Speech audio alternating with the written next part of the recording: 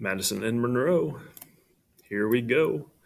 This is a little bit of a review or taking off from where we were at the end of today with the Madison notes. So just screencasting. So here we go. Sorry, there's a knock on the door there. Second War for Independence. In relative terms, it was a small war, right? 6,000 Americans killed or wounded.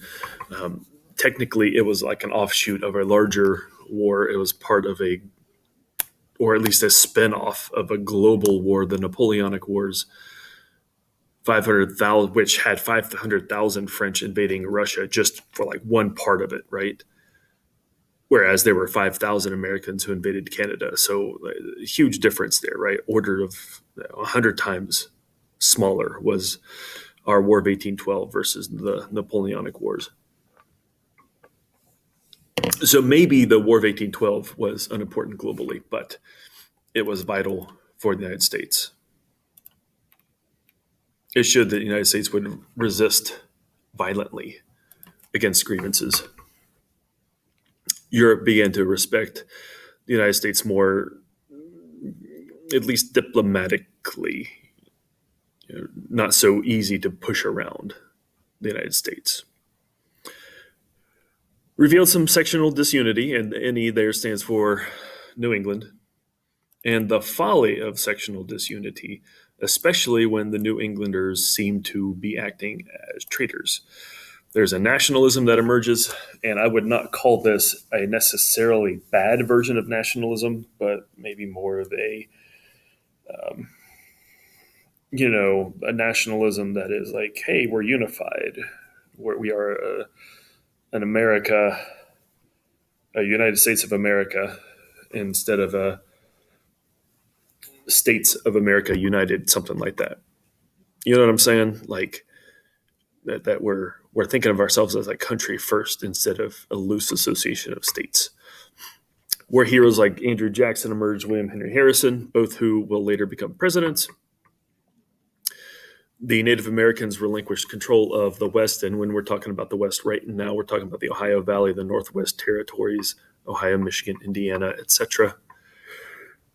But don't forget the South, the Floridas, and the Alabama territories as well. Manufacturing prospered behind the blockade that Britain had against the United States. Basically, we have to make it ourselves. We can't rely on Britain for it. And so between the Embargo Act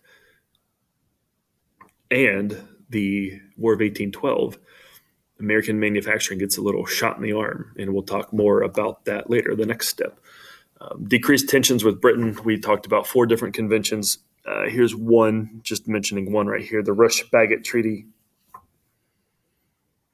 1817. Reduced naval arms along the Great Lakes. We have the longest continuous peaceful border in the world, the border between us and Canada. There's not that between Russia and China because they have weapons pointed at each other, even though they're both communist or former communist. And everywhere else seems to be too small. Europe was exhausted after the Napoleonic Wars, but the United States continued to expand vigorously after our small little war.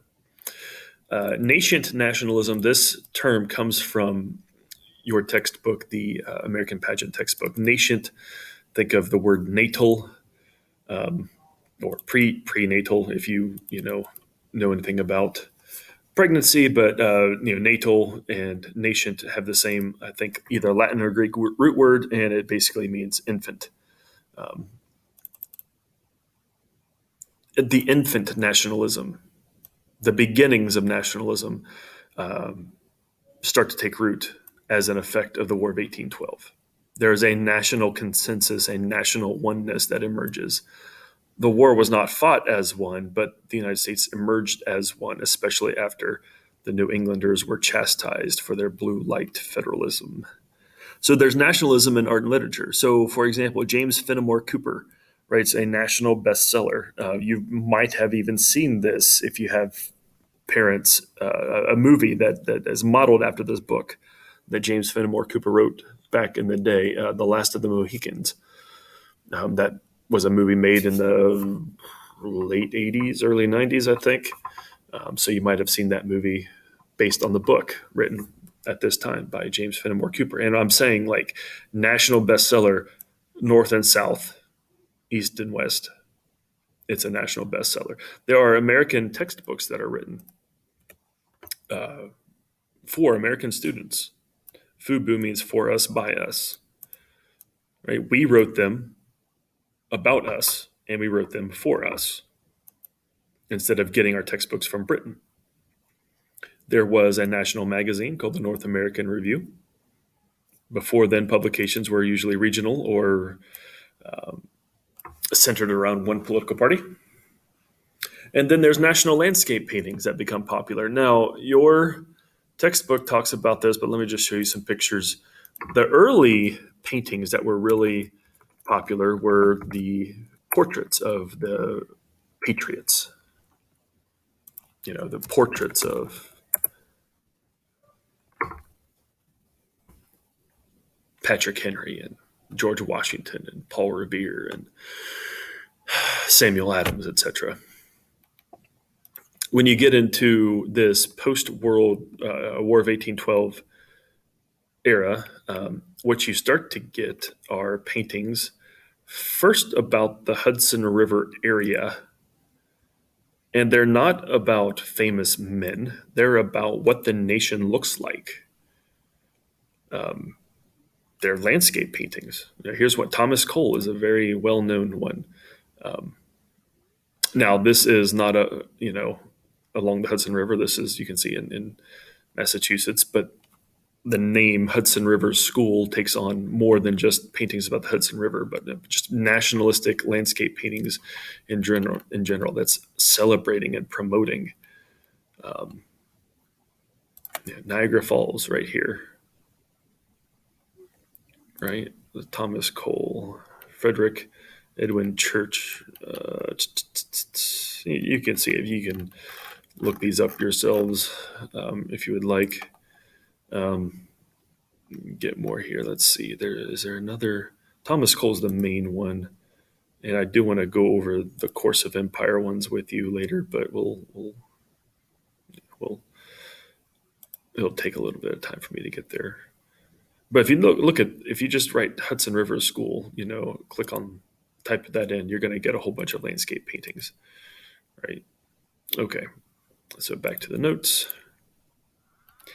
More nationalism in other areas. The National Bank was scheduled to be rechartered 20 years after it was first chartered, 1796, I do believe. No, was it refirst? No, was it? Hold on. When was the first National Bank? Not that.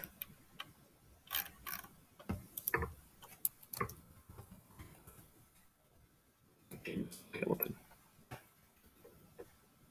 The first Bank of the United States. That's what I should have read. The first Bank of the United States was chartered in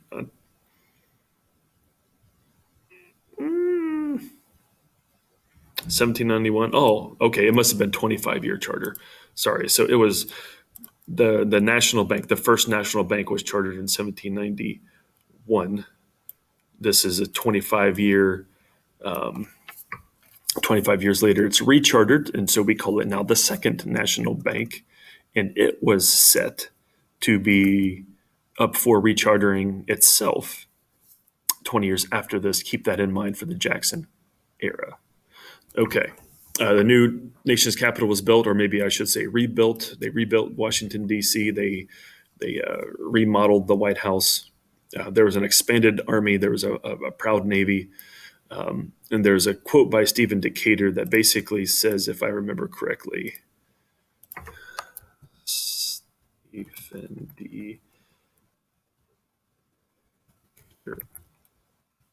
Our country. Um, where he basically said, "I'll stand by my country, whether it's right or wrong." That's not actually the exact quote, but basically, he was a War of 1812 guy, general, and he basically said, "I'll stand by my country, whether my country is right or wrong." That's the gist of what he said. Okay, so where do you see nationalism in other areas? Well, let's look at economics. The American system is nationalism in manufacturing. As I said before, manufacturing grew due to the embargo, due to the War of 1812. After the war, British merchants wanted to try to choke out American manufacturers, to undercut American businessmen by dumping cheap goods into our markets so that we would not keep producing our own manufactured goods. So we would keep relying on British goods. The factors cried out for government rescue. And even though the Federalist Party was the party of higher tariffs as part of the Hamiltonian Plan, the Nationalist Congress, which was Democratic Republican or Jeffersonian, pulled a Federalist move by passing the Tariff of 1816, which was the tariff, first protectionist tariff in American history. The average tax on goods coming from foreign country was somewhere between 20 to 25%, meaning you would have to pay, if you had brought in $100 worth of goods to trade from a foreign country, you'd have to pay $25 of tax on them, which is an outrageous amount of money you'd have to pay. The Tariff of 1816 was the first protectionist tariff in American history. So let's look at Henry Clay. In some ways, he's the new Alexander Hamilton. He is a staunch abolitionist, just like Alexander Hamilton was. He was a little bit rowdy. He'd like to play poker and drink his whiskey and smoke his cigars. And Hamilton wasn't, as you probably know, wasn't always the most morally upright. He also, Henry Clay, liked Alexander Hamilton's economic plan, and he kind of tweaked it and revamped it for a new generation. It's called the American System, and it's nationalism and economics. Let me take a drink of water. Very much like Hamilton, he said we need a strong banking system. So whereas Hamilton had the first Bank of the United States, Clay helped get rechartered the second Bank of the United States. Whereas Hamilton tried to get a protective tariff but didn't really get a high enough to be protective, Henry Clay got the 1816 tariff, which was protectionist. And again, if you don't understand what I mean by protectionist, tariff rates are so high that foreign competition is going to decrease, or the price of goods from foreigners are going to go up. And so people will start to buy American because American goods will be cheaper because of this tax. This is basically the federal government getting involved in the economy, hands-on. So very much these two things, very much like Hamilton's economic plan. The difference, this is the Henry Clay addition to the American to Hamilton. The American system had tariff revenues would be used to help fund internal improvements. I will call this FFII, federally funded internal improvements, because he wanted the federal government to pay for those internal improvements. What are internal improvements? In this time period, it's basically the construction of roads and canals, bridges, in order to help facilitate westward expansion. And so his goal was to take food that is being produced in the South and West and send that to the Northeast. The Northeast would take industrial goods that they were specializing in and trade those with the South and West. And in addition, the South will send its cotton up to the North, and then the North will send that back to the South and West in the form of, textiles, clothing. And so it's like a one big um, cycle American self reliance for trade. Let me try to show you a picture that might give you a good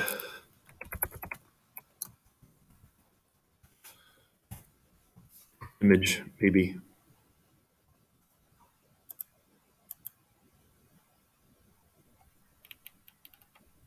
I found a good one the other day. I like this one.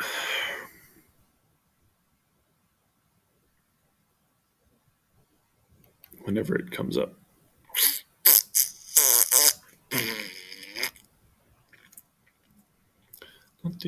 How about them Buckeyes? Oh, wait, they're not playing. Thanks a lot, Big Ten. How about those chicken and waffles today, huh? Yeah, I know, not great, but not terrible. Foreign trade, you can see the embargo. Yikes. There, can we zoom in on that, please? American system. Manufactured goods are specialized here. There's not as much being made here and here. So manufactured goods will go from the north to the south and west. Cotton, tobacco being made here. Not as much here and here. Cotton sent here. And then textile sent here and here. Food, grain, livestock. Not that there isn't that in the north and south, but they are focusing on it here. Sent to the north and then to the south. So it was like a self-reliance in trade. That's pretty much, yeah, right. Unity in economics will lead to unity politically if you can tie it with internal improvements. If you can tie the West to the national government, they will be so thankful for the roads and the canals and the bridges that are being built. They will thank the federal government. They will be more loyal to the federal government. They won't want to go to Spain or Britain or Canada. They'll or be parts of any kind of nefarious Aaron Burr plots. They'll be thankful to the federal government. The country would be literally connected, roads and canals, connected literally as well as connected in spirit.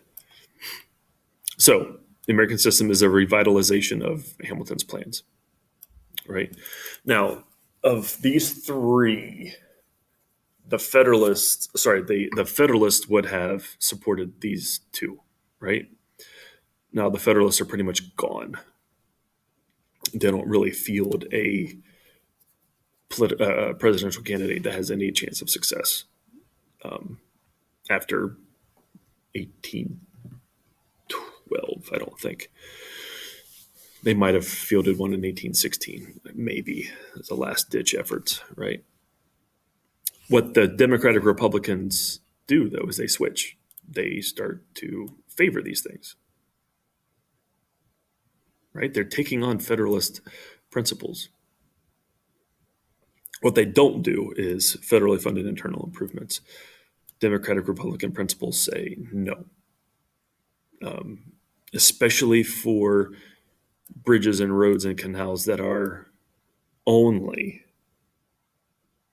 helping one or two states out. If it's national in purpose, that's different. But there are very few things that were done that seemed to be national in scope. So, for example, the next president, James Monroe, actually vetoed a bill that would send money to the states for internal improvements. Imagine that, a president vetoing a bill because it would send money to states. Like, we don't even think a second thought about that today. There was one, the National Road is the only internal improvement that was really a federal internal improvement during this era. I cannot think of any others. All other canals and roads built were built by private people. here's another view of the Cumberland Road, or the National Road, which does go through central Ohio, even still today. I think it's Route 40 today. Notice, 1816, Rufus King was the last Federalist to really run, and we'll see here how badly Monroe beats him. Give me a minute. The states were forced to internally improve themselves, so the Erie Canal was actually built by the governor of New York. Now, DeWitt Clinton was the governor. He was a Federalist, I do believe, if I remember correctly, who lost to James Madison in the election of 1812. He is governor of New York now. He builds the Erie Canal with local and state money, not with federal money. So again, federal internal improvements don't really come until the Civil War. But that's the idea anyway. So you could say that the Democratic Republicans were loose constructionists on buying the West, Louisiana Purchase, but strict constructionists on paving it in their, disagreements there. Okay, so Monroe is elected in 1816. He's the last of the Virginia dynasty presidents. Washington, Jefferson, Madison, Monroe, all from Virginia. The Federalist Party is pretty much dying. You can see here. Let me just.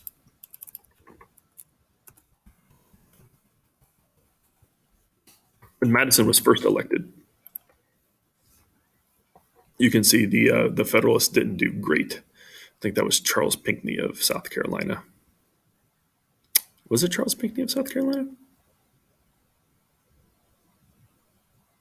Maybe. There was a George Clinton of New York that got some votes up there, independent Republican. But you can see here, the Federalists are still up here in New England, but they are only getting a smattering of votes anywhere else. And actually, one New England state, went Democratic Republican for Madison. That's in 1808. Then on the eve of, at the beginning of the War of 1812, this is called a fusion party. Sorry. So it was kind of like some Democratic Republicans and some Federalists kind of merging together, but it's mostly Federalists, right? They do a little bit better during the early parts of the war, because the early parts of the war weren't going so great, but you can still, Madison wins pretty handily here by almost 40 electoral votes. But then when we get to 1816, after the Federalists kind of showed themselves to be kind of traitors, 16% of the electoral vote goes to the Federalists. And as far as I remember, this is the last Federalist presidential candidate, right? We're talking like, it's not just Democratic Republicans in the South now. They're in the West. They're in the North. They're even in New England. They got even got Rogues Island, 3 New England states. So that's like the death throes of the Federalist Party. Monroe is elected. I don't think anybody at the time considered him to be brilliant or charismatic, but he was reserved. When I say sober, I mean reserved and level-headed, which is kind of what the United States needed during a time of nationalistic fervor, where we're all so emotional about, yay, we're American, yay, and flag waving and all that. He's a guy that's kind of with a little bit of restraint. He goes on a goodwill tour of New England, the last remaining parts of the country that wasn't really in favor of his party. And he was even cheered by New England crowds. When he got to Boston, which would have been a Federalist stronghold, a newspaper, I don't remember what the name of the newspaper was, I probably should, but said, "This is the era of good feelings."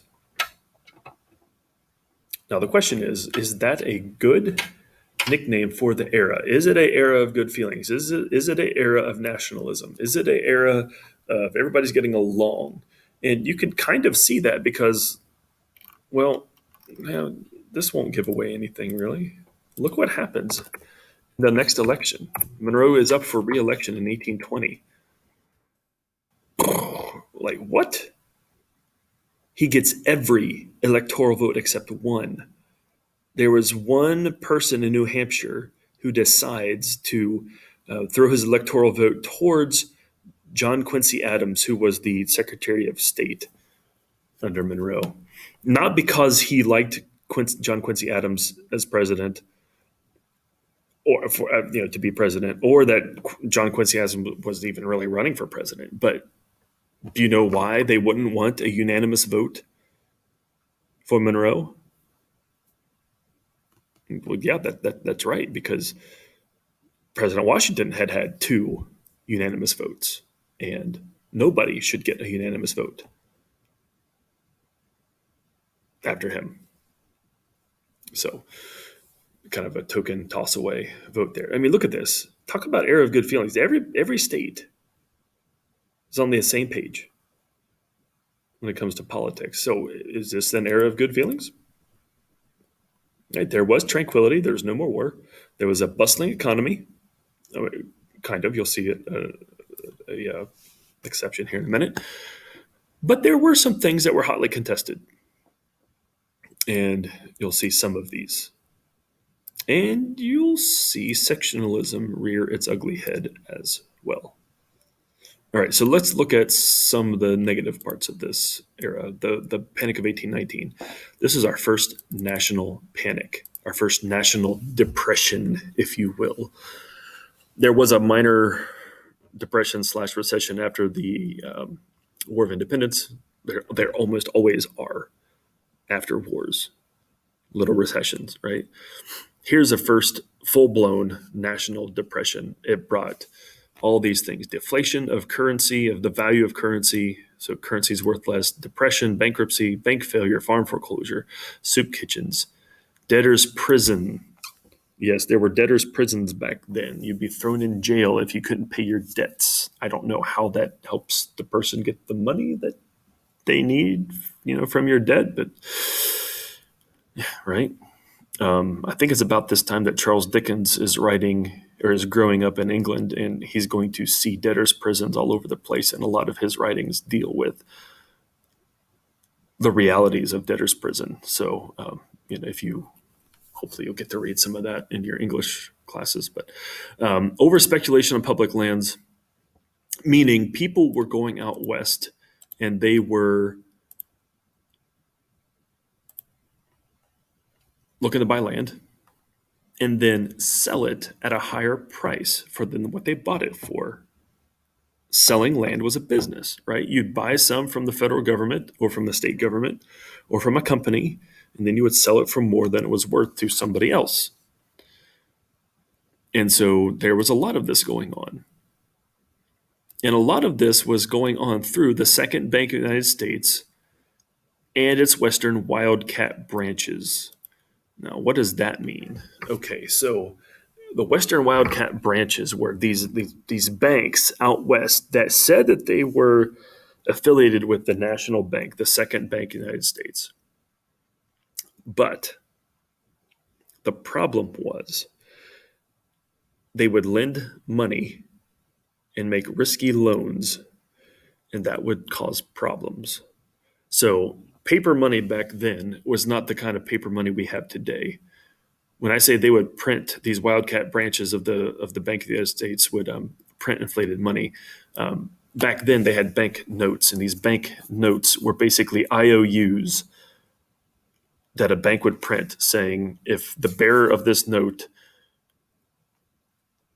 comes to our bank, we will give them $50 of gold or something like that. All right, that's how it worked. The problem is if you print too many of these notes and you don't have enough actual gold in the bank to pay out all of these notes, then you're going to run out of money when people call in, call on that gold that they want to get from the banknote, and it's going to be a problem. And if you give out risky loans to land speculators, thinking that they're going to pay you back, but they only pay you back in inflated paper money instead of actual gold, then you're probably going to have problems too, because a banknote is only worth as much as, in this time period, as it's only worth as much as the bank's soundness. When the panic hit, it was caused by a lot of this. Like banks couldn't repay their promised banknotes. The loans that went out on through these banks to Western land speculators, they weren't able to pay off their loans because sometimes people wouldn't buy the land, and so they would they would have their land foreclosed on, and so on and so forth. And it was just this big house of cards, and pretty soon lots of people got caught in it. The Bank of the United States closed many of these Western branches due to this panic when it sparked. And therefore, afterwards, people who owed money on the farms that they were living on, if they couldn't pay their debts, they had their farms taken away from them, and they were seized by the Bank of the United States as collateral for the money that they owed. And so this makes the bank seem evil in the eyes of the Westerners. The second bank was not viewed by common people on the frontier very well. They thought it was evil because it was taking away either their farm or their cousin's farm or their uncle's farm or something like that. So the poorer classes suffered generally during the Panic of 1819, much more than the average rich person, if there is such a thing. Right. So they are going through the economic depression. They're getting their farms foreclosed on. They're going into debtor's prison. This will sow the seeds of Jacksonian democracy, meaning especially they're going to look for somebody who's going to fight against a bank like they want. And it also is going to sow the seeds of prison relief legislation. There will not be debtor's prisons in the United States much longer after this. Meanwhile, even despite this little blip in westward expansion that was caused by the panic, there was still a generations old movement. The desire to move west, this was just a little tiny poop in it, and then westward expansion still continues.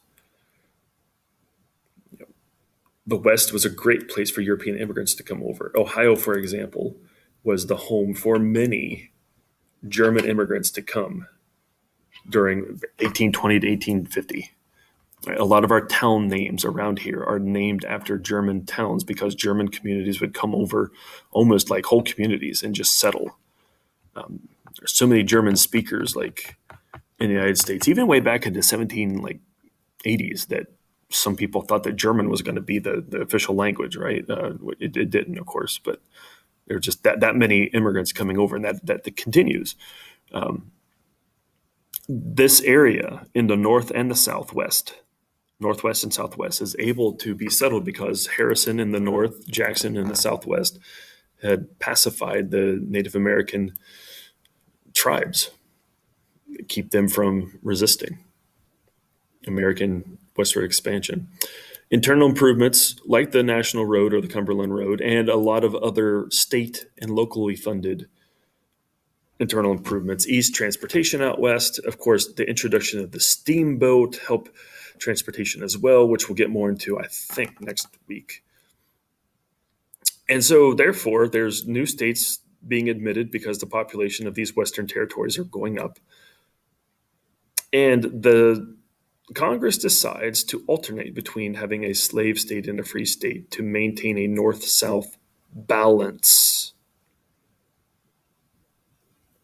By the time we're getting to the 1820, by the time we get to 1820, the West was not yet politically powerful enough to be its own section. Not yet. It had kind of shown that potential during the War of 1812, but not totally yet. For now, it's going to have to ally itself with either the North or the West. Which one is it going to do?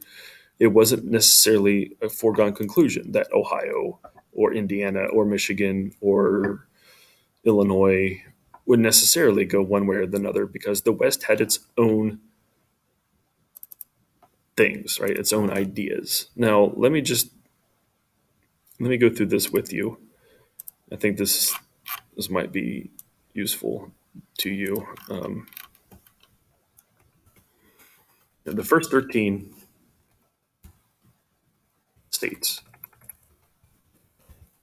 right?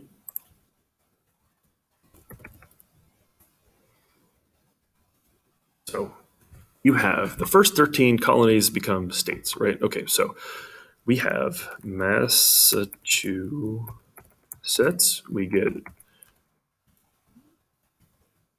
Rogues Island. We get Connecticut, New York, Pennsylvania.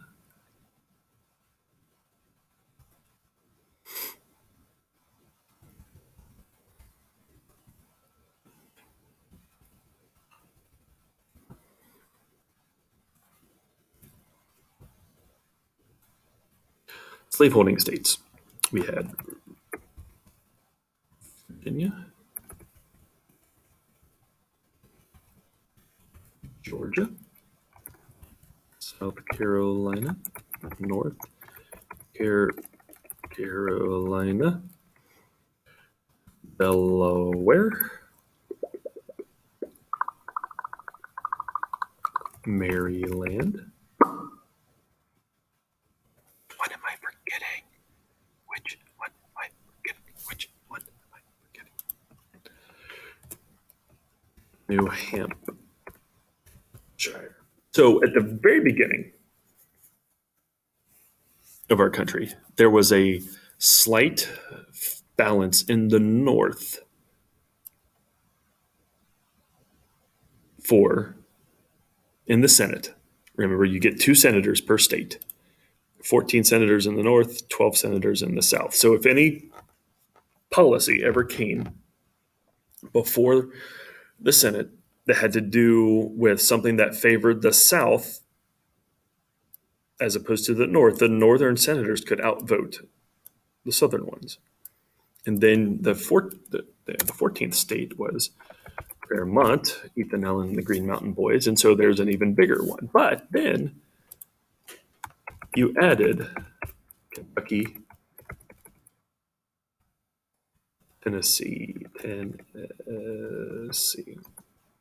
then you have a balance, right? This is by 1800, late 1700s, late 1790s, you have a balance in the Senate so that there can be a check. If one policy hurts the South but helps the North, the South can, in the Senate, stop it if they all vote as a block, and vice versa. The North can stop any law from being made if Northerners vote together. So then after that, what was the 17th state? 1803, right? Ohio, right? Oh, I'm just going to make sure. Order of state admission. I want to make sure that I don't get this wrong. No, not Wikipedia.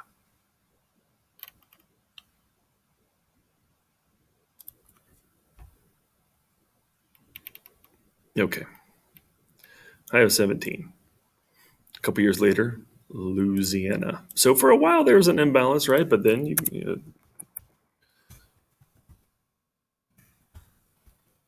right? 1812. So there's 9-9 balance there. Then we get Indiana, and then we get Mississippi. Then we get Illinois. Then we get Alabama.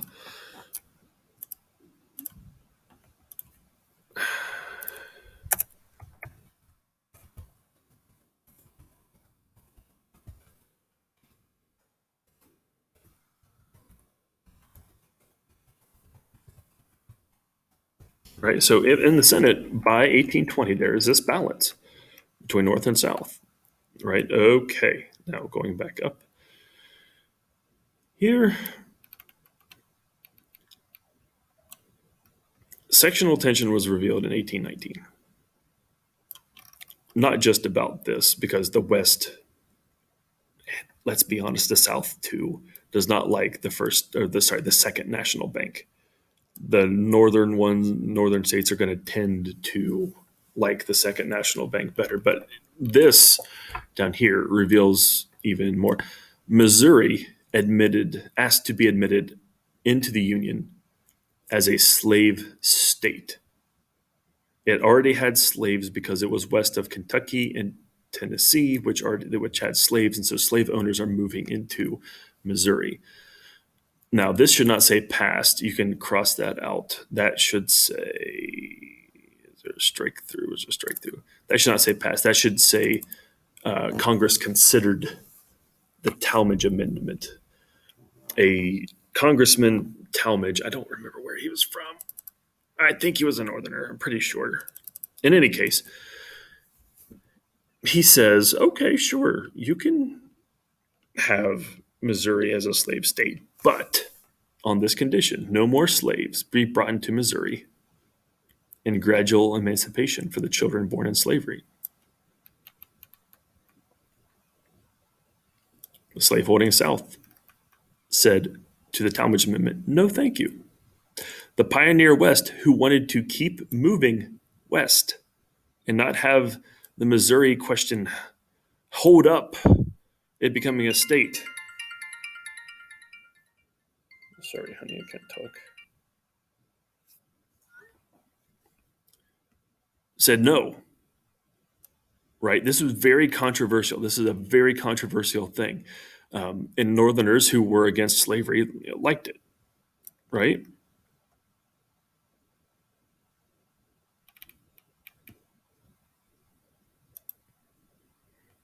Could Congress make all states in the West free states?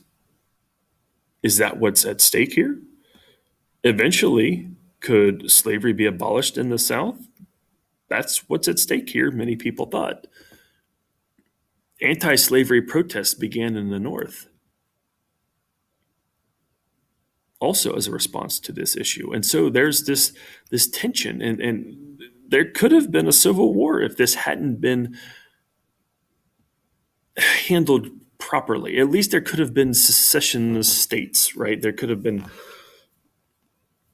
problems like Thomas Jefferson. Remember this. Remember. Please remember this.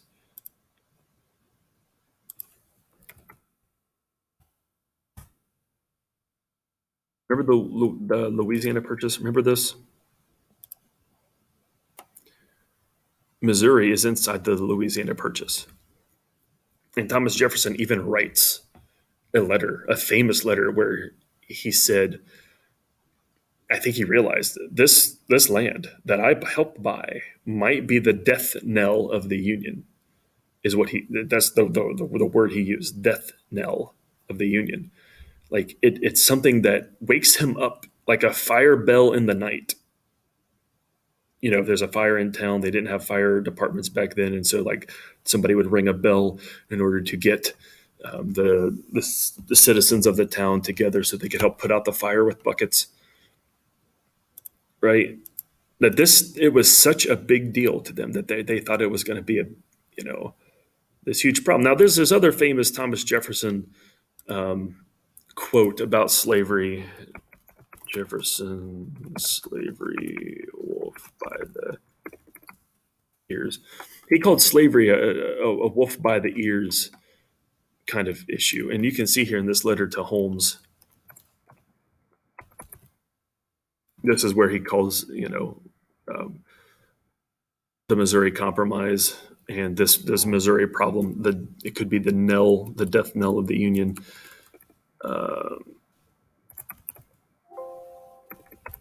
It awakened him this question like a fire bell in the night. Here he says, I think it might be as it is, we have the wolf by the ear. Now think about that. What does that mean, you hold a wolf by the ear? How would you like to have be holding a wolf by the ears? Because you can't hold on to him. You can't, because he's going to eat you. But you can't let him go either. Because if you let him go, he's going to eat you. Like either way, like you're in a tough spot, right? Because if you let go of him, he's going to get you.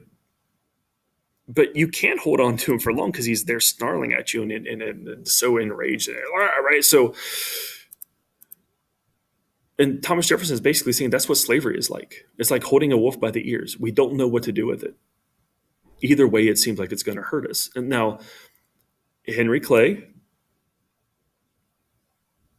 will be nicknamed the Great Compromiser, and he helps get the Missouri Compromise passed through Congress. Now, both sides end up not liking it, which is probably a way you know that it's a good compromise. Here's what the compromise ends up being. Missouri will enter as a slave state, but in order to maintain that balance down here, to make it 12 and 12, we're going to also break off Maine from Massachusetts, and Maine will be a free state. Missouri can keep their slaves, but all states north of the 3630 line will be free.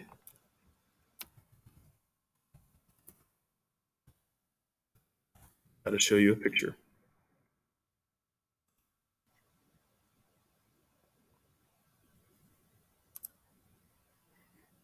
Missouri will be free. All the red are the slave states. Missouri will be free.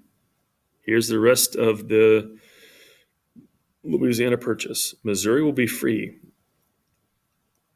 Sorry, Missouri will be slave. Missouri admitted as a slave state. But see this? Maine will be free up here. This line, anything not Missouri above this line has to be free from here on out. 3630 line. Huge deal. And there's also a fugitive slave clause that was reinforcing a fugitive slave clause in the Constitution, which would allow for federal agents to go out and help get slaves to bring them back to their southern plantation masters.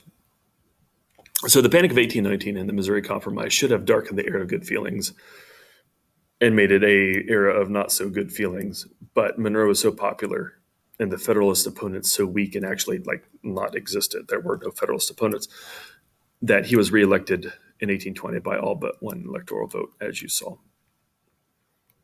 Now, I'm not going to go over these with you in depth. I would ask you to look up these judicial nationalism things. We're talking about, you might remember John Adams put Federalist John Marshall in one of his midnight appointments into the Chief Justice chair of the Supreme Court. And all of these, McCulloch versus Maryland, Gibbons versus Ogden, Cohens versus Virginia, Fletcher versus Peck, Dartmouth College versus Woodward, all of these are going to expand the power of the national government. The only branch of government that still has federalist tendencies and ideas in it is going to be the Supreme Court. And if you look up all of these, write these down, write all this down. It's just going to be the Federalists are only in the Supreme Court. You write those down so you can know what they are. Now I want to show you foreign affairs, nationalism and foreign affairs. John Quincy Adams was Monroe's Secretary of State. And you can see nationalism and foreign policy here. I kind of showed you this a little bit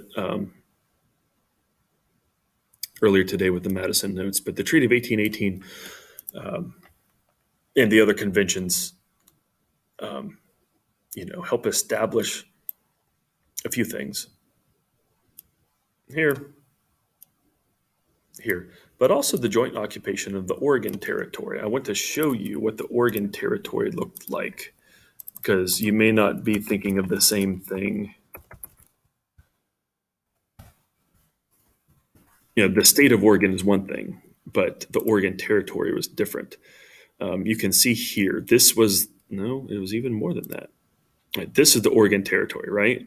We were jointly occupying it with Great Britain. Today, this is where the boundary line is, right? But as of 1818, it was kind of like, well, we both own all of this, Britain and the United States, right?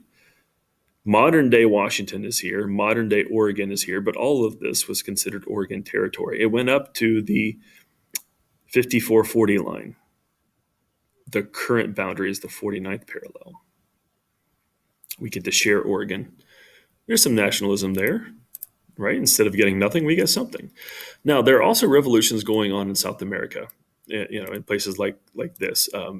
Bolivia, right, becomes Bolivia, named after one of the revolutionaries overthrowing the Spanish monarchy, Simón Bolívar. You might remember that from freshman year. So these revolutions in the New World in South America are hurting Spain because Spain is losing its colonies. It's a lumbering dinosaur of a European empire as it is, and to lose these makes it even worse for the Spanish. During the Monroe years, Andrew Jackson led an attack into Florida. He said his purpose was to get runaway slaves and to punish hostile Native Americans, but he also took some forts from the Spanish as well. Remember, he had fought the Creek War during the War of 1812. That's where you get the Battle of Horseshoe Bend. Right? That's where we get some of this territory from, like solidifying our claims on these territories from Native Americans. Actually, here Jackson over exceeded his orders. He wasn't really allowed to go into Spanish Florida. He just did it because, he did it. He was the hero of the Battle of New Orleans, after all, and why not? Jackson exceeded his authority, and there was a movement in Congress to get him censured by some senators, including John C. Calhoun, which we'll talk more about in the next unit. Please remember the name John C. Calhoun. But he was not punished because John Quincy Adams protected him. And the result of this is the Adams-Onis Treaty, which basically Spain gave Florida to us. And they gave up their claims to Oregon if we said we wouldn't get Texas. Okay, there you go. Having said that, after Napoleon, the monarchies of Europe wanted to go back to the good old days before democracy, the American Revolution and the French Revolutions and all of these revolutions in South America. And so there's a coalition of European forces after Napoleon was gone who wanted to get together and restore the Spanish monarchy in America. This is not Britain and not Russia, but the other empires of Europe. Russia, in addition, was creeping down the west coast, right? They were up in here and they were slowly creeping down the west coast and showing interest in Oregon and California. Remember, they had owned Alaska up here. And then there's the idea, the other thread here of Britain getting involved. They don't necessarily want to help Spain because to get back those territories in South America, because the British can trade with these new republics. But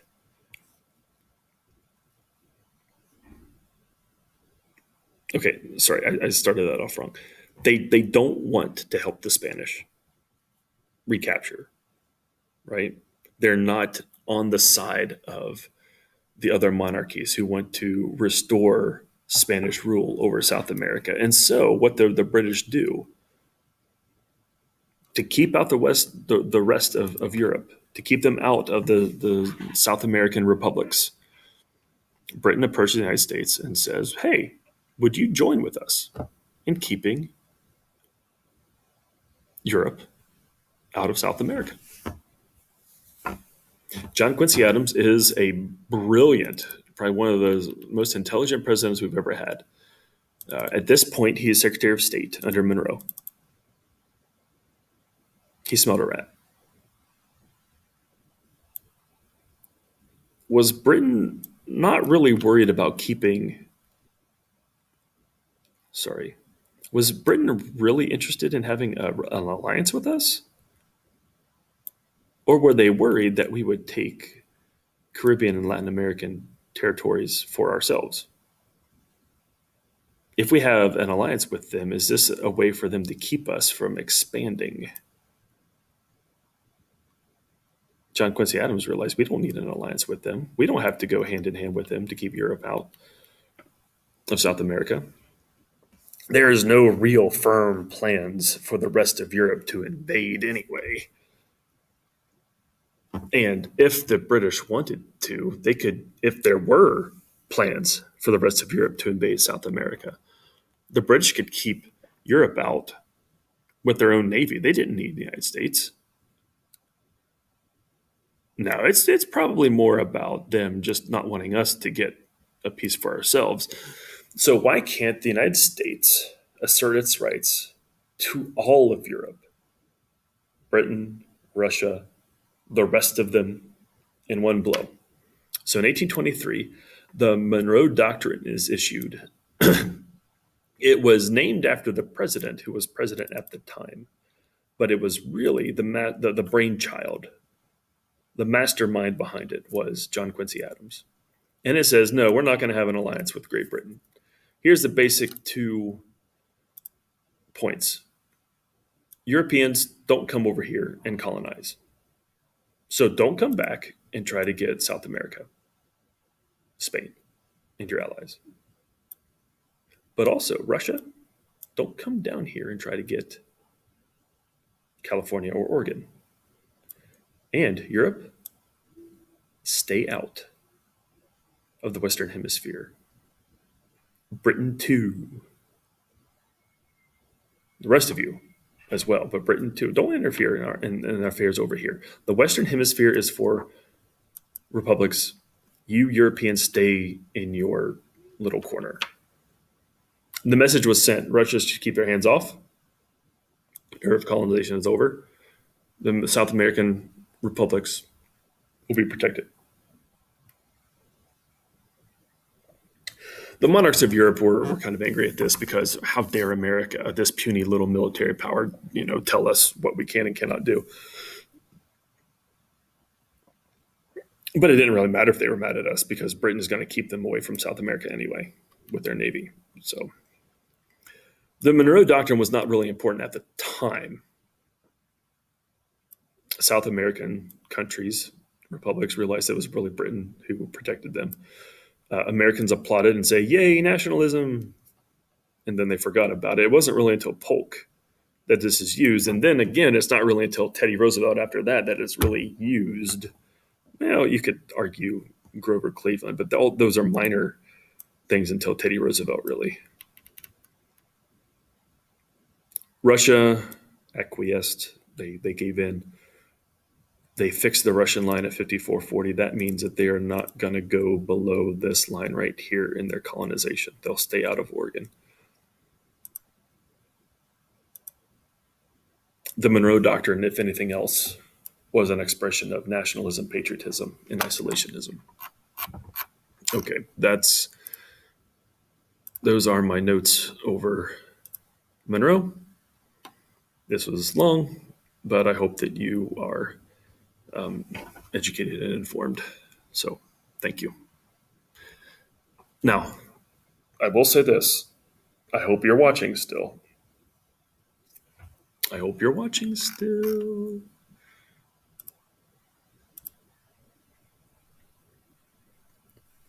I want to remind you, if you go to content,